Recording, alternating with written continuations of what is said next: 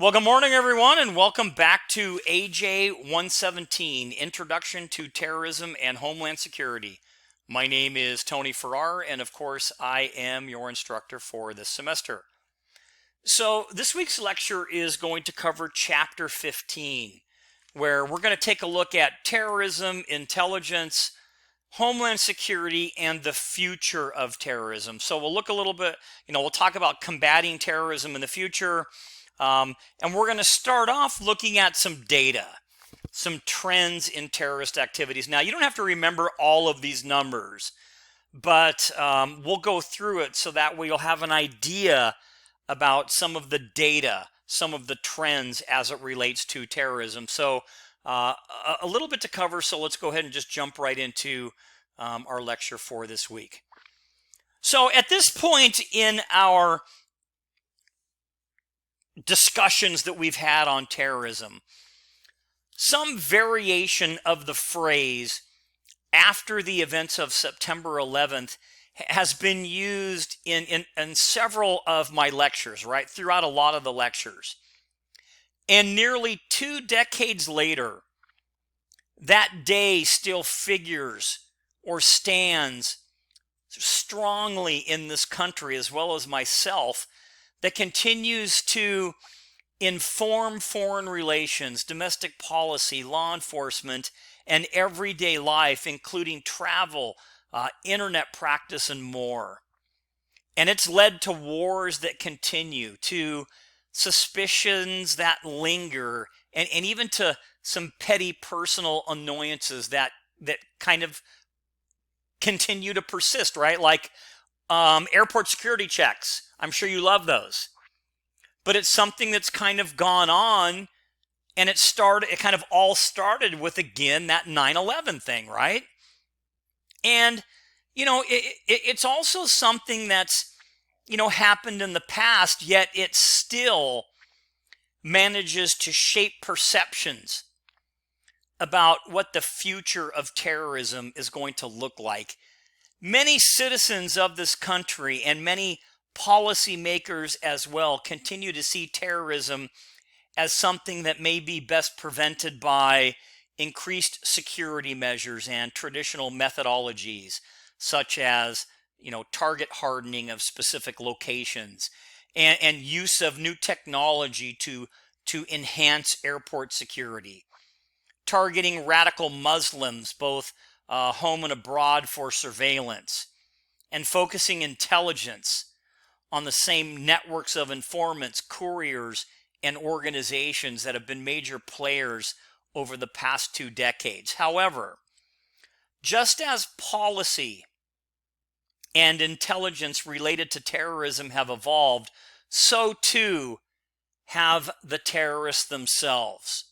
And I think we've learned that through our discussions throughout all these different chapters, that typically terrorism, it's a moving target. It evolves. Today, known Al-Qaeda sympathizers use technology such as YouTube and Twitter as a means of recruitment and communication, establishing an audience that reaches far beyond these training facilities that are located in remote mountain areas of Afghanistan. And radicalization is increasingly an individual pursuit, cultured, in the glow of a computer screen, as opposed to in secretive meetings that are held in mosques, etc. So, we can see some of the technology issues that are making things, difficult.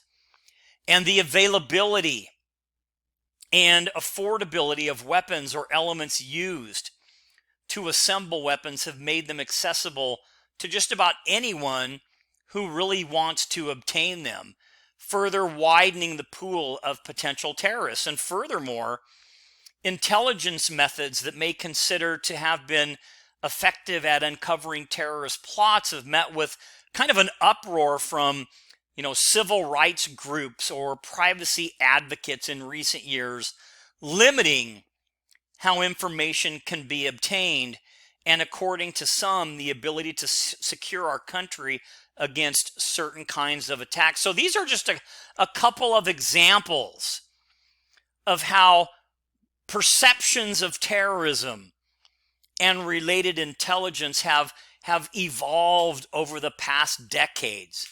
And now we're going to kind of take a look or touch on a couple others. So we're going to look at some trends. And yeah, there's a lot of data and numbers, and you don't have to know every number. And I'll kind of give you a hint on what you need to know. You do need to know that terrorism is increasing, and you do need to know that lone wolf terrorism, is one of the areas where things are becoming more frequent, especially in the U.S. So here's a little bit of data. So in January of 2013, a study by the National Consortium for the Study of Terrorism and Response to Terrorism, START, another acronym, detailed trends in terrorist activity for the United States. Now, the data that they examined indicated that the span of time between 2001 and 2011, there had been a total of 207 attacks that were classified as terrorist in nature, 21 of which were fatal. From 2001 until 2011, the number of terrorist attacks in this country had declined from a peak of 40 attacks in that first year to 9 in that last year. And these numbers include serious attacks that were attempted. Examples would be like bombs that didn't detonate or shootings that didn't meet their target, but ultimately not successful. And in 2011, this measure accounted for 4 out of the 9 total reported incidents.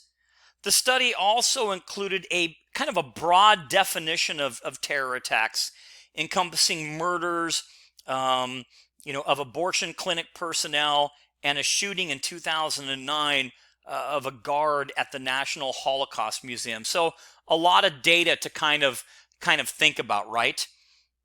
Now, the START study is going to be updated at the end of 2017. And remember, this is data that was recorded at the time of the textbook. However, at the writing of this textbook, the latest available data from the Global Terrorism Database indicates 305 attacks classified as terrorist in nature on the United States occurred between 2001 and 2015, 50 of which were fatal. So, kind of a couple of interesting things really quick before we go over the rest of this data. We already see that terrorist attacks have started to increase.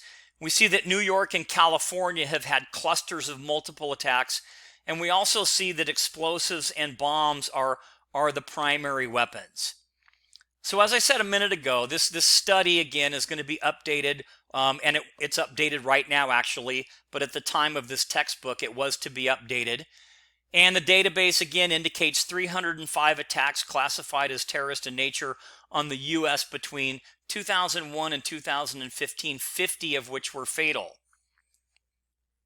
Now, while 2001 shows a peak of 41 incidents, the number plummets or goes down to fewer than 20 for many of the intervening years between then and 2015, rising in 2014 and 2015 to 26 and to 28 per year.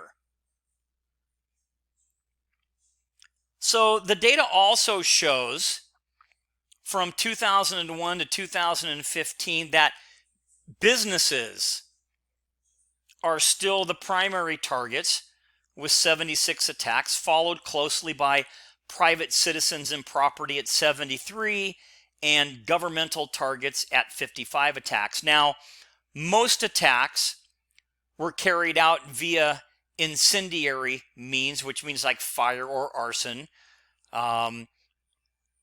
with 156 attacks attributed to that means, followed by 64 incidents facilitated by explosives or bombs, and then 62 episodes involving firearms.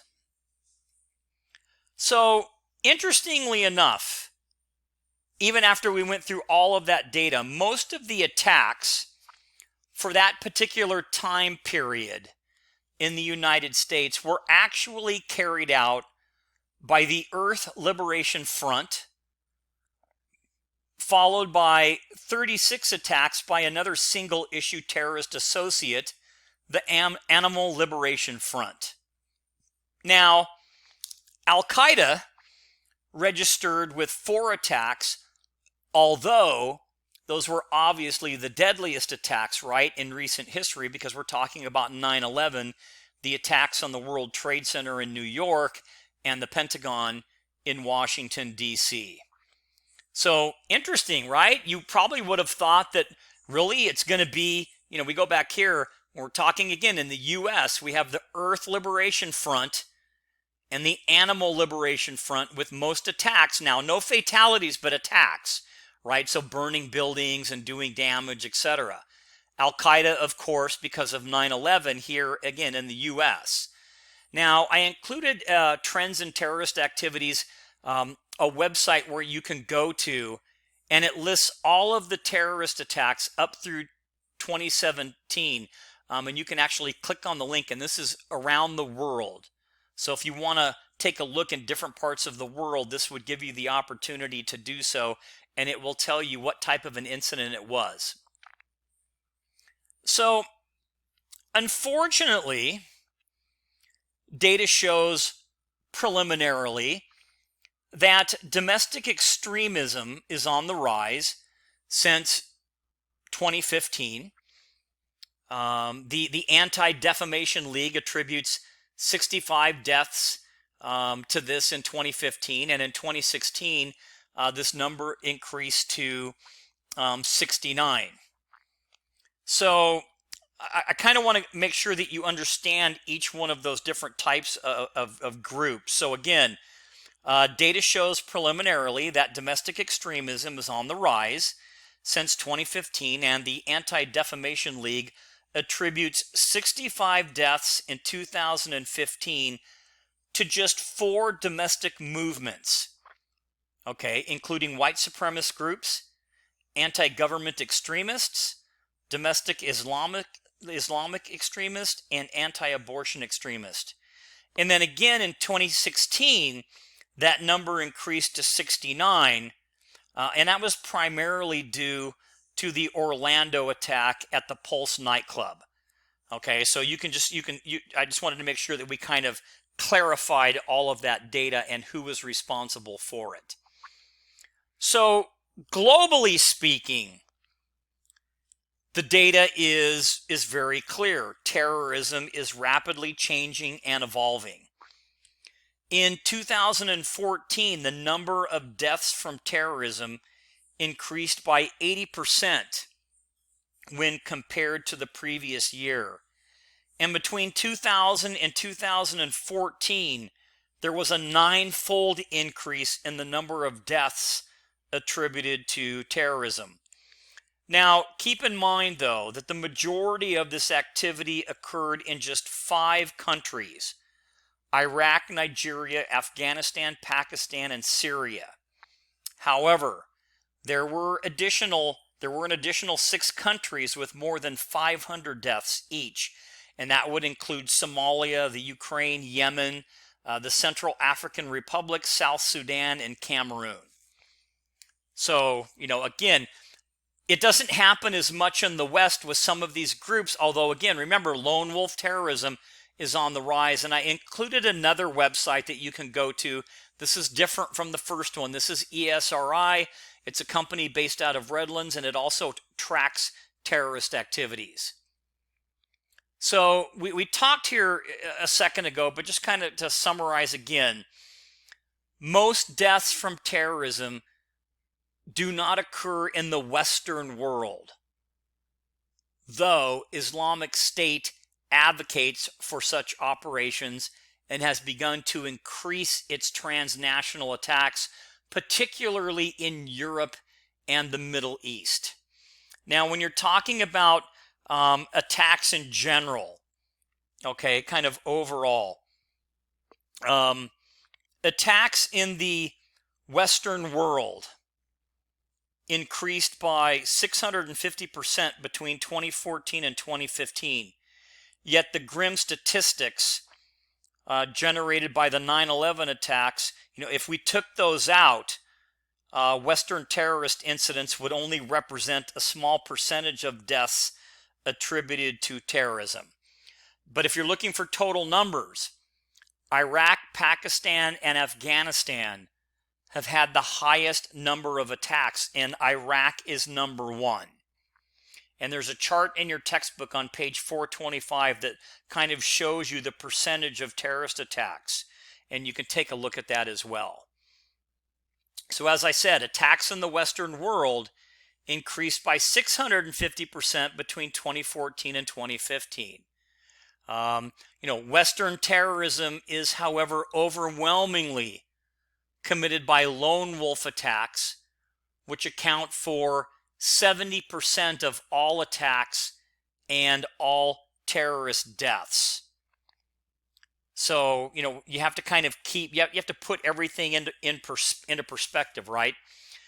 Terrorism that targets citizens has also increased 172% between 2013 and 2014. Kind of showing a shift in strategy. So you're starting to see a little bit of shift in some of the strategies. And if you're looking to find out which terrorist organization is kind of the most active, well, the Taliban in Afghanistan is in fact the most active terrorist group, followed by Al-Qaeda in Iraq, the Boko Haram in Syria and Nigeria, the Maoists in India, and Al-Shabaab in Somalia.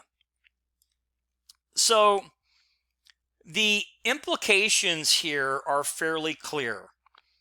A mix of state-based conflict in the Middle East and African regions, coupled with,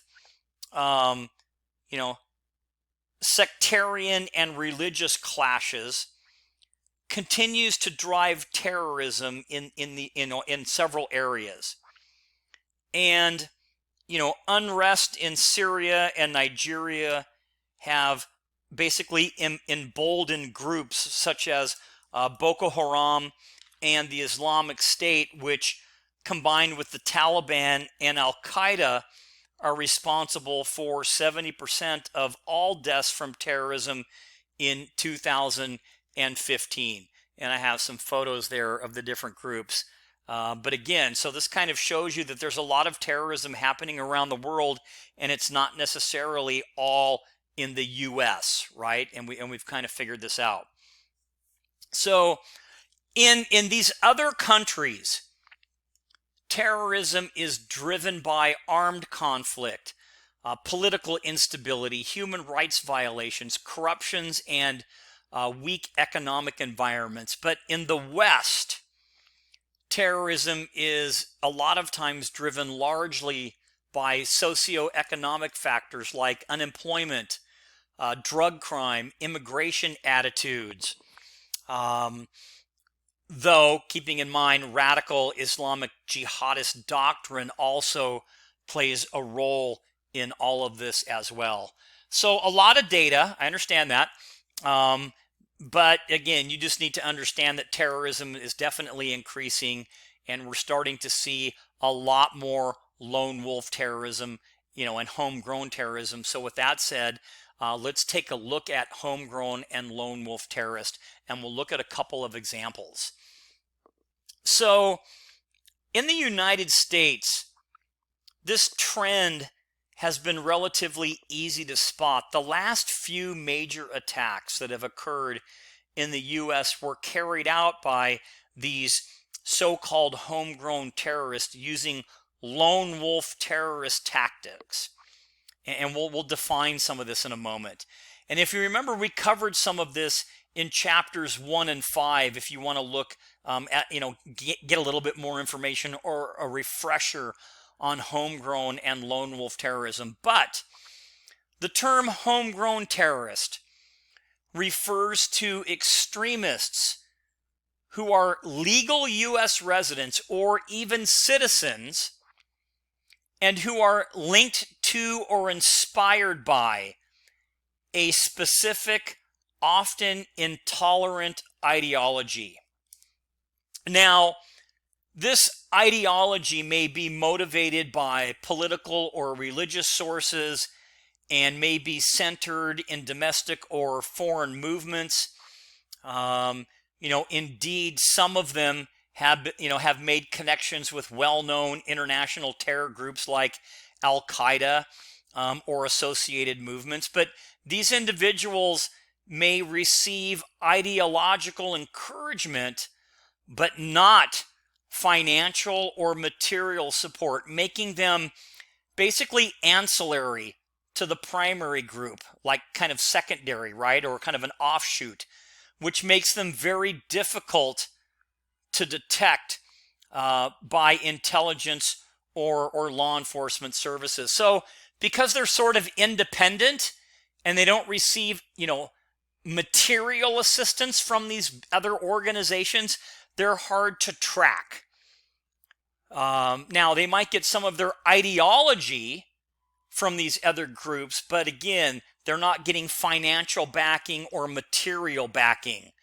So that does make them very, very difficult. So let's look at a couple of real quick examples. So for instance, Major Nadal Hassan, perpetrator or suspect, if you will, of the 2009 Fort Hood shootings that killed 13 people and wounded more than 30 others, is a prime example of this type of terrorist, a man who was radicalized due to a belief that American wars in Iraq and Afghanistan were wars against his Muslim faith or against the Muslim faith. Now, Hassan had expressed his opposition to these wars despite the fact that he was a psychiatrist in the United States Army. And get this, he carried out his attack about a month before he was to be deployed to Afghanistan. So he didn't want to go fight over there because he didn't believe in the war, so he carried out his motivation before he left. Now, Hassan had also been in contact with radical Muslim clerics, leaders, if you will, church leaders, and suspected Al-Qaeda officer Anwar al-Awlaki via a series of emails before his attack. So if you want to know a little bit more about Nadal Hassan, Malik is his full name, you can look you can click on that link and it'll take you to where you can take a peek at kind of what his deal is. Another example, or other, in other cases, terrorist groups target first-generation foreign nationals living in the United States to join their ranks. So here we have two brothers. So the suspects, if you will, of the Boston Marathon bombings in 2013 are good examples of this type of activity and are also considered homegrown terrorists. So Tamerlan Tisnarvev, who apparently masterminded the attack with the help of his younger brother, Dahashnar, another young Muslim who had been radicalized by his anger over perceived injustices against the Muslim faith by the United States. Now, while there was no direct connection between these two Chechen brothers and any specific terrorist group, they weren't really able to identify that. The two did view Al-Qaeda training videos on the internet, and they also talked about doctrine, Al-Qaeda doctrine, that is common among these Al-Qaeda and Islamic State sympathizers. Now, other attacks considered as homegrown terrorism include the San Bernardino shooting in 2015 by Saeed Farouk and Tashfeen Malik that killed 14, and also the Orlando nightclub shooting that killed 49 people in 2016 by Omar Mateen. The killing of 5 police officers in Dallas, Texas in 2016 by Micah Johnson had also been described as an act of lone wolf terrorism motivated by hatred of police for officer-involved shootings of black men in the United States. And then finally, Dylan Roof, who shot and killed 9 churchgoers in a racially motivated attack in 2016, has also been described as a lone wolf terrorist, though he was actually charged and convicted of federal hate crimes as opposed to terrorism, because terrorism, as you've learned, the section, you have to meet certain elements for something to actually qualify as terrorism. So again, we have the Boston bombing, we have Ted Kaczynski, the Unabomber, and his issue was the radical influx of technology, and along with a little bit of capitalism, but mostly technology. And if you've ever had a chance to read his manifesto, while it's extremely long and you'll probably, you'll die trying to read it, it does have some interesting parts. Again, we talked about Omar Mateen, the Orlando bar shooting in 2016. What about Timothy McVeigh, the Oklahoma City bombing of 1995? And then, of course, James Holmes, the movie theater shooting in 2012. So these are all, possible or considered to be homegrown terrorists.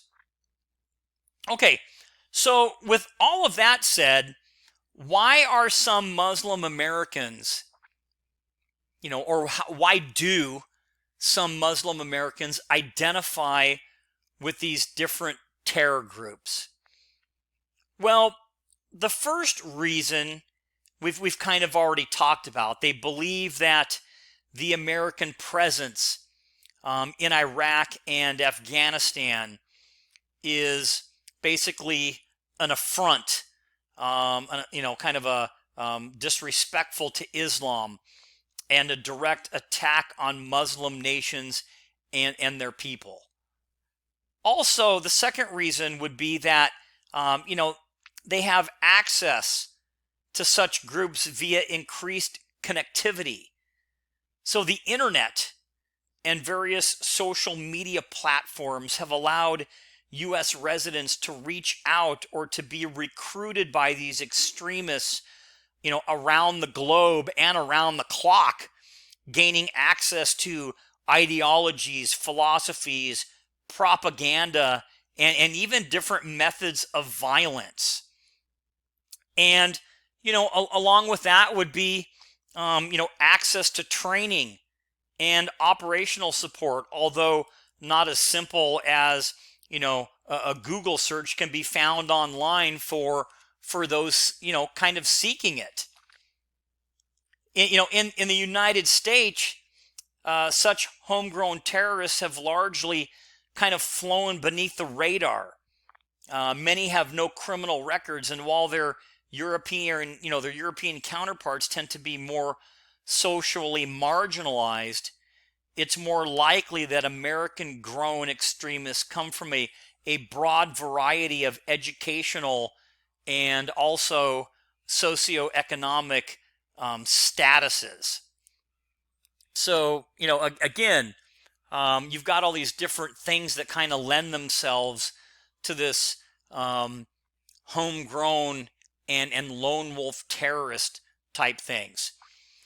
So in the past, and again, we're still talking about homegrown and lone wolf terrorists, some individuals had physically attended training camps, or as in the case of Hassan, communicated directly with, terrorist operatives. And as surveillance has intensified and travel has become quite a bit more scrutinized, those who seek out these radically inclined connections are going to kind of retreat further into the internet. So they're going to go deeper. So they're going to basically use what we call the deep web. And part of this is utilizing gaming sites that appear kind of innocent or innocuous on the outside, but they allow for encrypted conversations using their platforms, social media sites, and chat rooms to communicate. So it's interesting to say the least, but this is how some of these individuals are getting radicalized. Now, the deep web is a vast part of the World Wide Web, typically not accessible through your regular internet browsing or search engines. And most of the information in the deep web it's hidden, and it's accessible from certain dynamic websites requiring the use of an application called the Tor, or the TOR. Typically it's called Tor. Now, the Tor network is synonymous for the deep web, and this secret online world remains mostly untraceable and difficult to access for the regular internet user and sometimes even law enforcement and intelligence operatives. And this subsequently allows a large criminal domain to thrive in a hidden venue and provide secret communication back and forth between terrorists, particularly astute worldwide terrorists that are sharing a jihad type philosophy. So like war against the US, right? So again, the deep web by definition, it's part of the World Wide Web, typically not accessible through regular internet browsing. And, it really requires the use of an application or a program called Tor. Now, the Tor network, by definition, is, again, synonymous for the deep web. So, a couple of different phrases for you. And it's also called, there's another nickname for the Tor, it's called the onion router, because there are several different layers, if you will. So that's kind of a little bit more on the internet. And here is a little chart that you can see that kind of talks about where these different levels of the internet are located at. Okay, so now let's move on and let's talk a little bit about some of the crude devices and some non-sophisticated weapons. So another result of the effects of splintering or breaking terror cells and increased intelligence is that homegrown terrorists are now largely forced to use, some crude devices or easily obtained weapons, like firearms, to carry out their attacks. Now, the bombs used in the Boston Marathon attacks were they were pressure cookers. And, found in any, you could buy them at any large retail store. And they were filled with nails and ball bearings, and they were reportedly made using instructions that were found online on the internet, right? You can go on the internet right now and you can find information on how to make a pipe bomb. And, kind of a little bit more information. If you look at the case again of Major Nadal Hassan, he used, legally obtained firearms.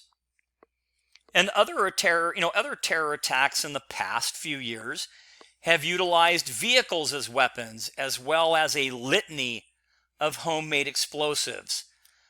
Purchasing materials to make more complex weaponry is made more difficult by policy changes restricting certain hazardous or biologic materials, or if not restricting them outright, at least they'll trigger a level of scrutiny that would-be terrorists might avoid. So, and this is the same a lot of times when it comes to narcotics. Maybe you can't buy a certain thing, but you can buy certain things to make that certain thing. Does that make sense? So maybe you can't, again, you can't make, methamphetamine in itself is against the law, right? But you can buy chemicals that are not against the law that are precursors to making methamphetamine. Same with terrorism and explosives. Certain explosives you can't have, but buying the precursors individually are not against the law, but they might trigger someone to look. So hopefully, we've got to, but that's how this kind of stuff works. Another example here, really quick, would be the Oklahoma City bomber. And he used ammonium nitrate as an explosive. So, we've got all these different things that these individuals are using because of the breakup of some of these larger cells. Some of these weapons they're not able to obtain. So, as we learned in chapter 5, lone wolves include homegrown terrorists, but the term also encompasses those who identify with ideologies other than radical Islam. And we have to kind of keep that in mind. Lone wolves can be right-wing extremists, anti-abortion radicals, and even leftist environmentalists. So there's all kinds of different things that are out there. Keep in mind also that lone wolves network online. They seek out their information and they utilize easily made or obtained, weaponry. They act on their own accord, generally. And we know that incidents are on the rise. And if you want to watch a really good special from PBS, I have a link to a video, frontline article on lone wolf terrorism. It's actually pretty cool. So take a look if you have a chance. All right, so just kind of finishing up again. I think we've pretty much covered a lot of the lone wolf stuff. So again, you can go back to chapter 1 or you can go back to chapter 5 if you need a little bit more data. So now let's kind of move on and talk a little bit Al-Qaeda, the fractionalization and the rest of the world. So once the big bad, kind of bad guy, if you will, of global terror, Al-Qaeda or today's Al-Qaeda, the threat today is much harder to assess than it was, say, 5 years ago. At one point, this enemy was a large organization, headquartered for the most part in one of the major geographic locations and fronted by a figurehead, Osama bin Laden, with undeniable power and reach. Now, today, it's really not the case. The organization has become kind of unrecognizable, with command and control dismantled through the death of prominent leaders, and some of the remnant soldiers joining the ranks of the Islamic State, or IS. The centralized and powerful Al-Qaeda organization of old is no longer a single entity, but it has diffused throughout the Middle East and beyond, maintaining a presence in at least 16 different countries. So it's kind of broken up into smaller factions, and some of these other factions have actually joined up with other factions, if that kind of makes sense. So, the Al-Qaeda cells that have popped up in the past few years have largely focused on domestic targets. So, for example, Al-Qaeda in Iraq has focused on attacking Shia Muslim populations within that country, though Al-Qaeda proper has really distanced itself from that particular sect. And even the Boko Haram, with ties to Al-Qaeda in Islamic Nigeria, has led a campaign of kidnappings and killings in that country.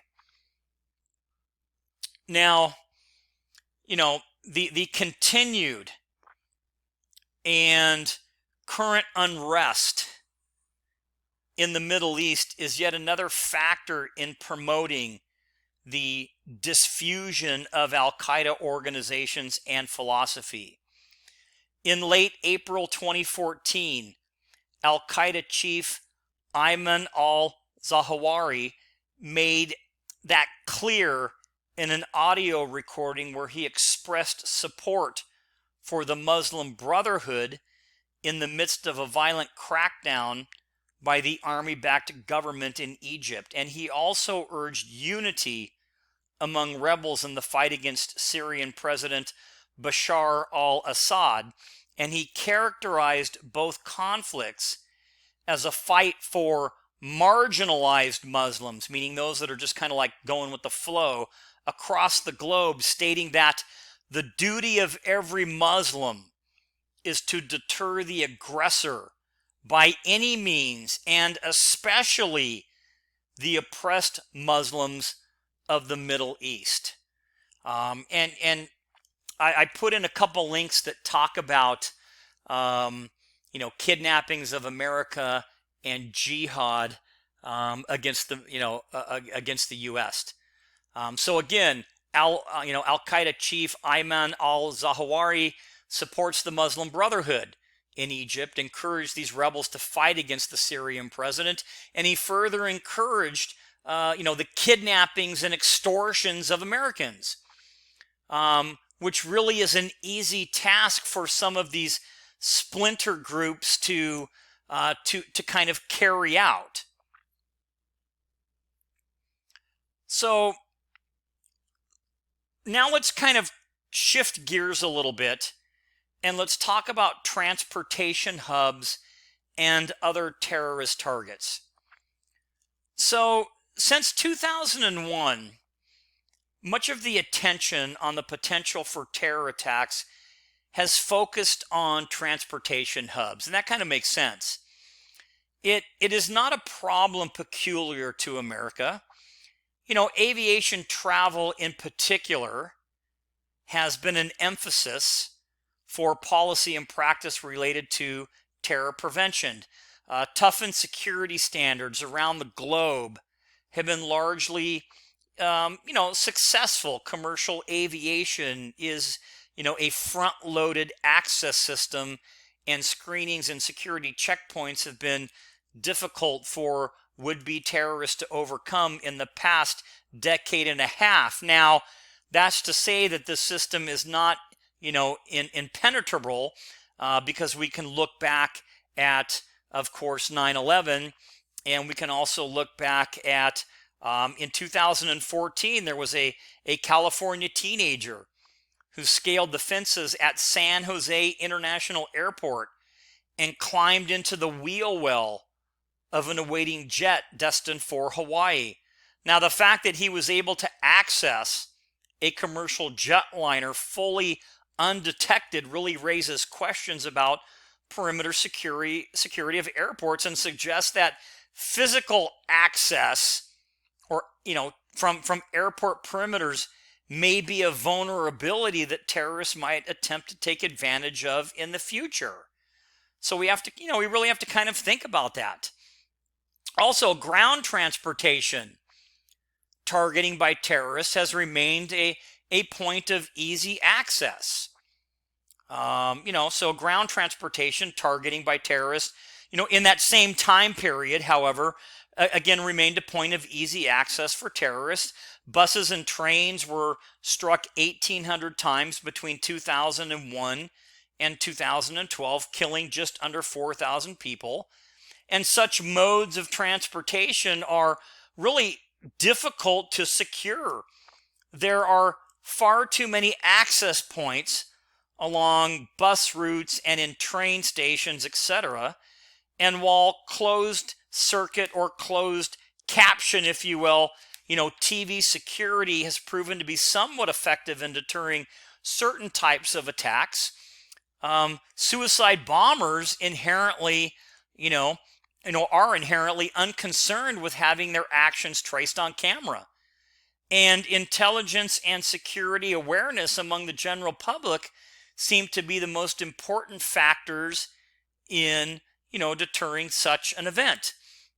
So again, these transportation hubs are actually pretty easy for, people to get into. So, and another thing that's kind of difficult, or we have to kind of think about, would be schools. So these are also targets that we have to kind of be concerned about. So another concern for these future terror attacks would be schools. And while America has certainly seen far too many of these types of school shootings in the recent past, they're not really classified as terrorism per se, largely because they don't seem to spring from any sort of, strongly held political or religious ideology. But an attack in Norway in 2011 showed how devastating such an event could be. In that case, right-wing extremist Anders Breivik basically bombed 2 buildings in Oslo, killing 8 people. He then traveled to an island summer camp for youth affiliated with a Norwegian political party and opened fire on teenagers and staff, killing 69, mainly, children and young teenagers. Another school attack, this one in France, was carried out by an alleged Al-Qaeda sympathizer, Mohammed Merah, earlier in 2012. After shooting and killing 3 French soldiers at close range, he proceeded to a Jewish grade school and killed 3 children and a rabbi.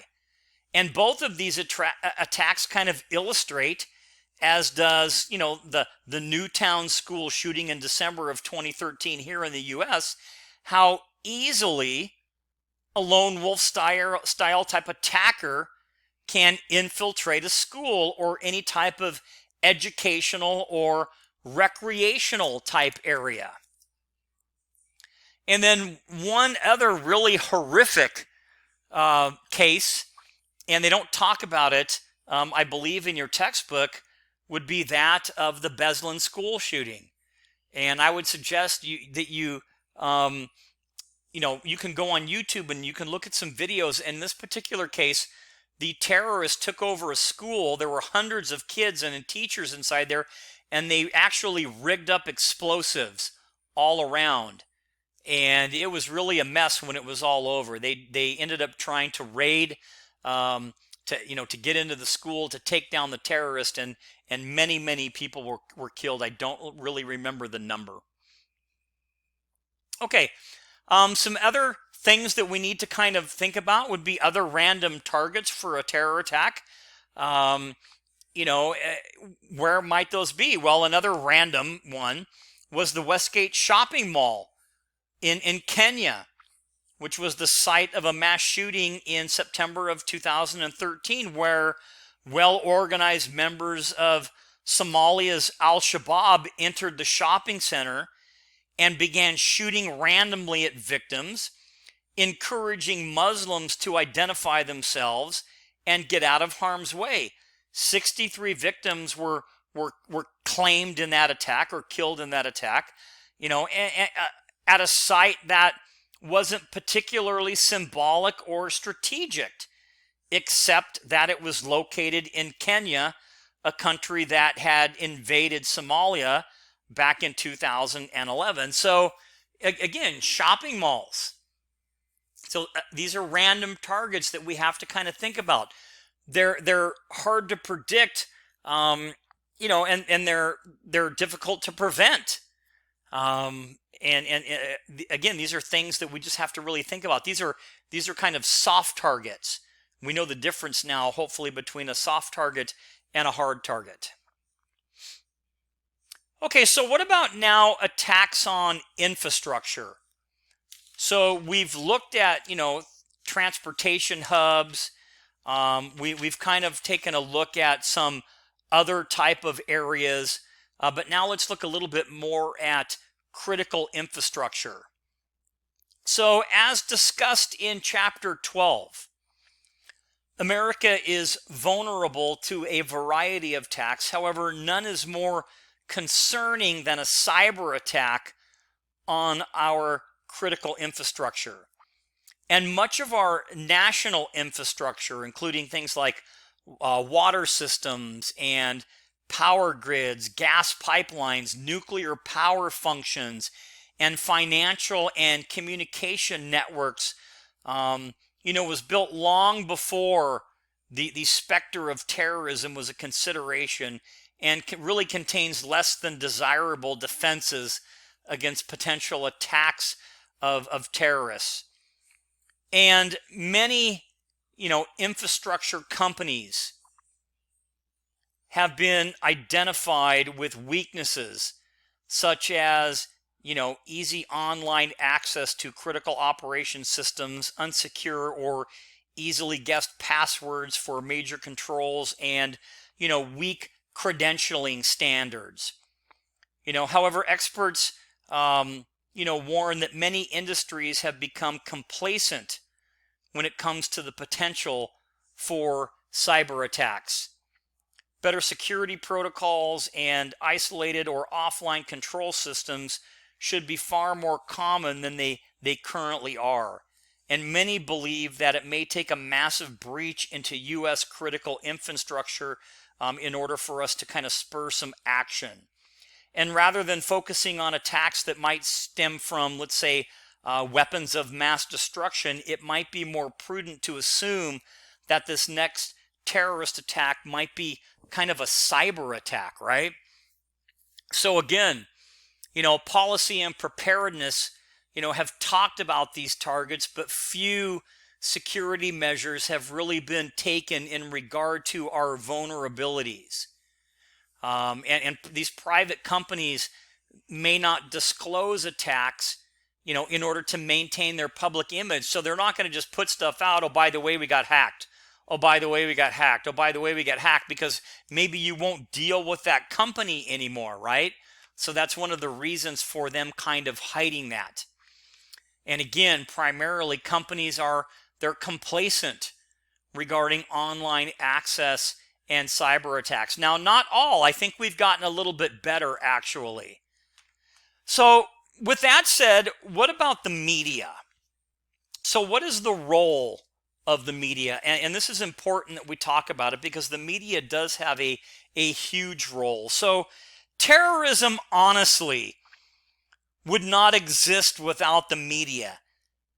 In each of the things that I've talked about, these examples of terrorist attacks and trends, the media transmitted the images from the attacks almost immediately, sending these images that were just horrible and, horrific in nature around the world, and frightening audiences, the world over, right?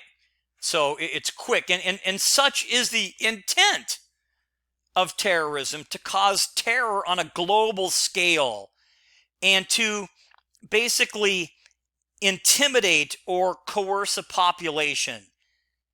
And none of these things can be accomplished without the help of the media.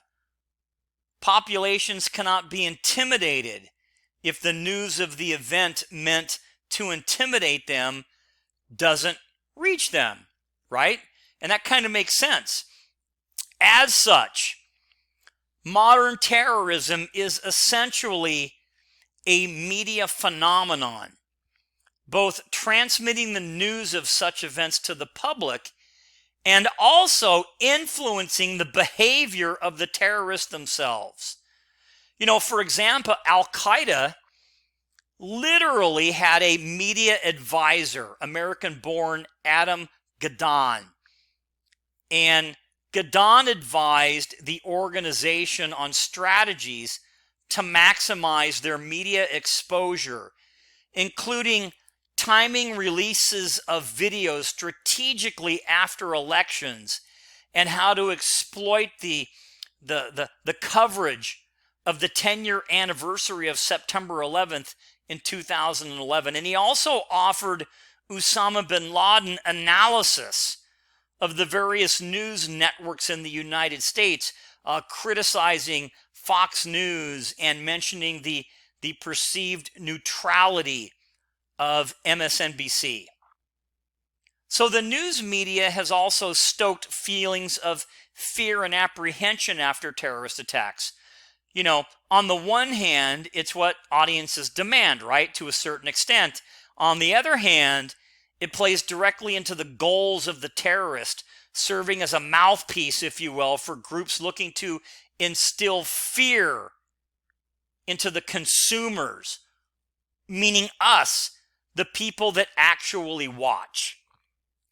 So there really is this interesting word. It's called symbiotic. So there's a symbiotic relationship between the media and the terrorist. And symbiotic means mutually benefiting.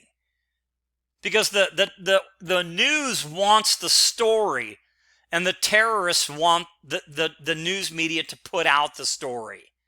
So they kind of feed on each other. And again, I talked about how Al-Qaeda had a media advisor that basically strategized on how to get the most out of all of their media and social media.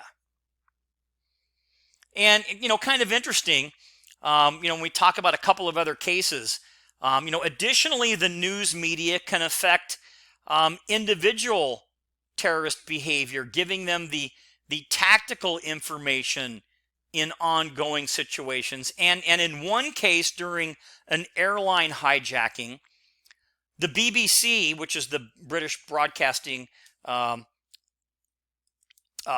Council, reported that they thought the standoff was about to be resolved due to the basic slackening, if you will, slackening will of the terrorist.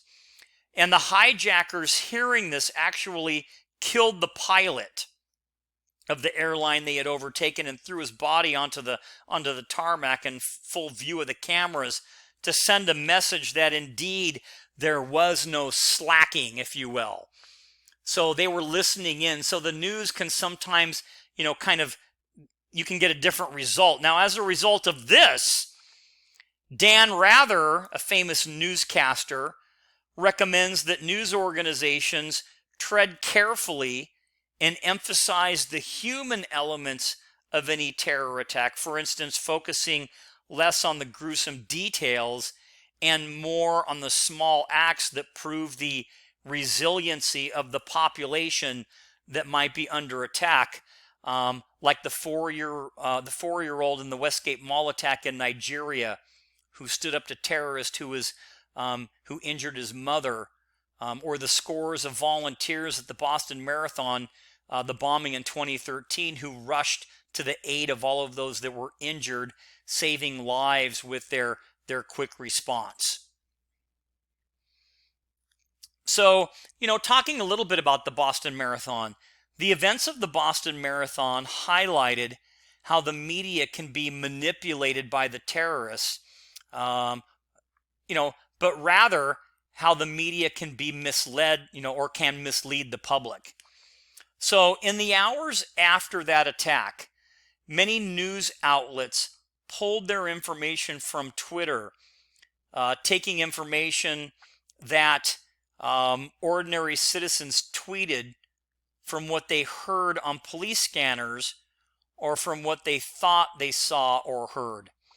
And the problem with this scenario is that police scanners rely on tips from the general public or investigational type leads from law enforcement, that are, basically in the middle of an investigation. In other words, little bits and pieces of information that are not confirmed and based on unreliable sources and partial facts. Nonetheless, in the fight to be the first to share information about the Boston bombing, many news agencies ran with unverified information, with some outlets erroneously reporting the capture of the suspect long before that was actually the case, as well as an additional bombing at a nearby library that never happened, the discovery of 5 more bombs that didn't exist at the site of the attack, and that the cell phone service had been shut down in the immediate area around the bombing site,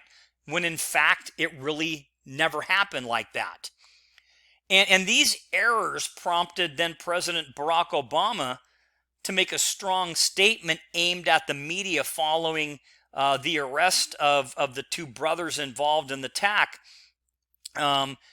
Basically to say, in this stage of instant reporting and tweets and blogs, there's a temptation to latch onto any bit of information, sometimes to jump to conclusions. But when a tragedy like this happens, it's important that we do this right. So again, there's going to be a continuing challenge for all media in the future covering terrorist attacks intelligently and factually, serving the needs of the public as opposed to those of the terrorists, and sifting through social media to uncover facts rather than just seeking a headline. And unfortunately, the media a lot of times doesn't run with facts. They want to run with the headline.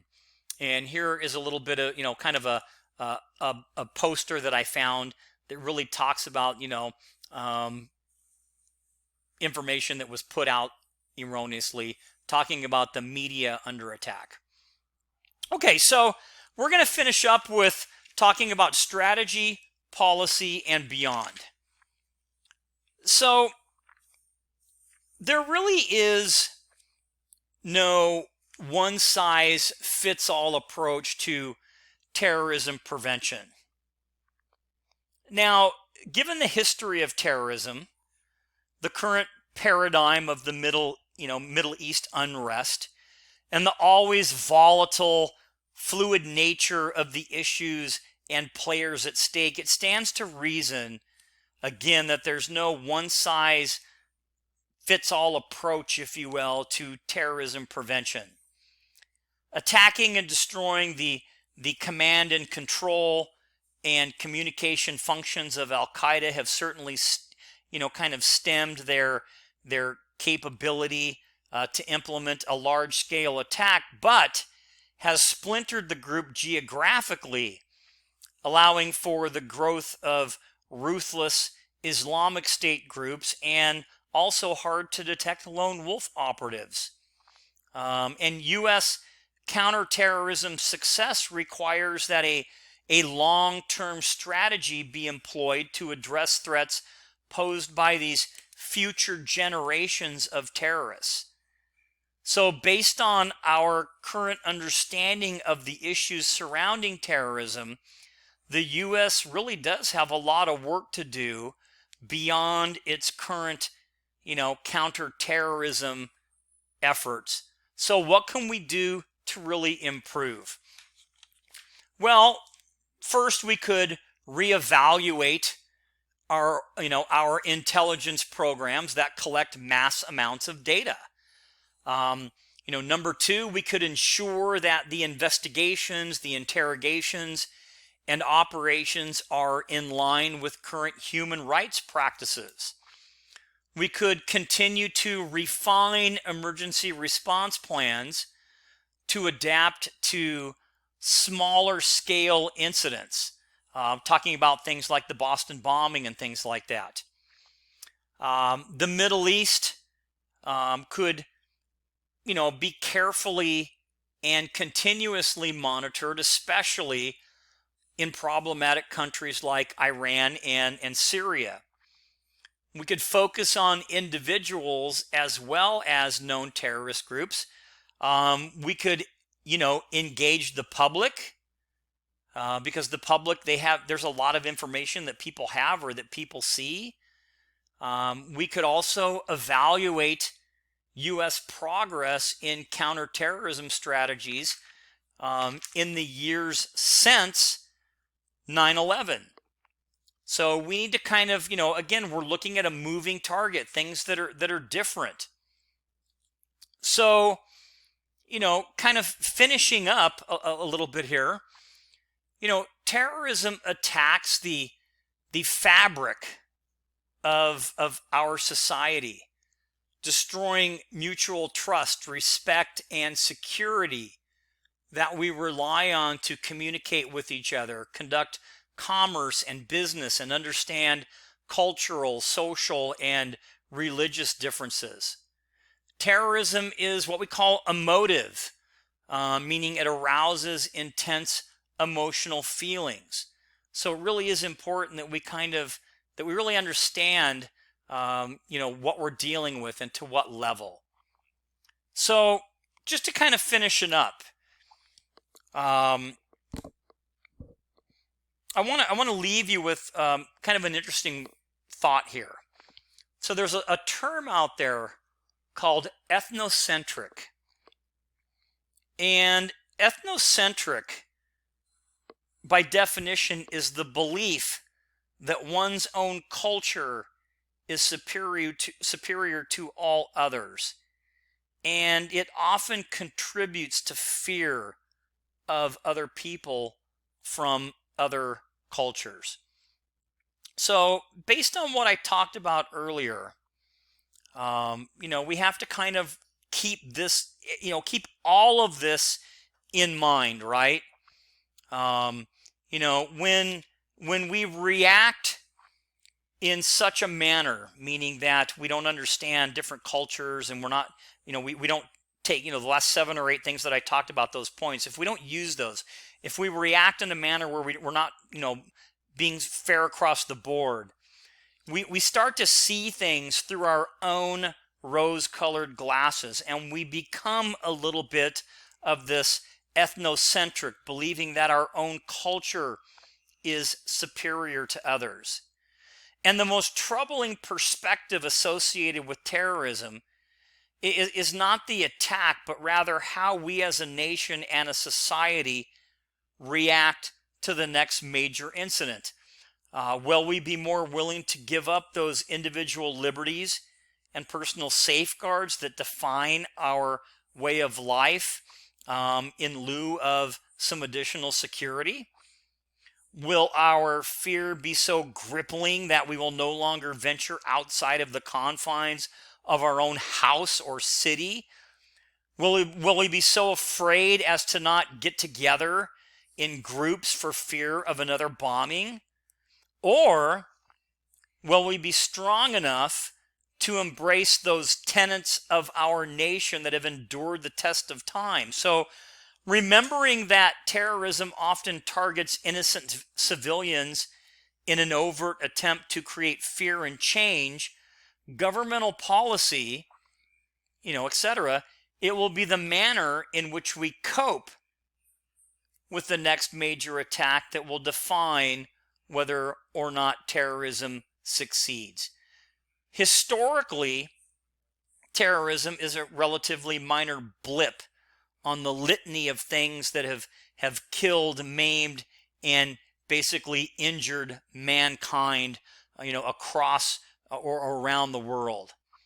And we stand not on the precipice of crisis and disaster, but rather on our rock, if you will, of democracy that yields diplomacy and rationality, and most important, the enduring hope of freedom, respect, and human dignity for all mankind. So with that said, I'll finish with this. We recall the words of President Franklin Delano Roosevelt facing such a dilemma many years ago.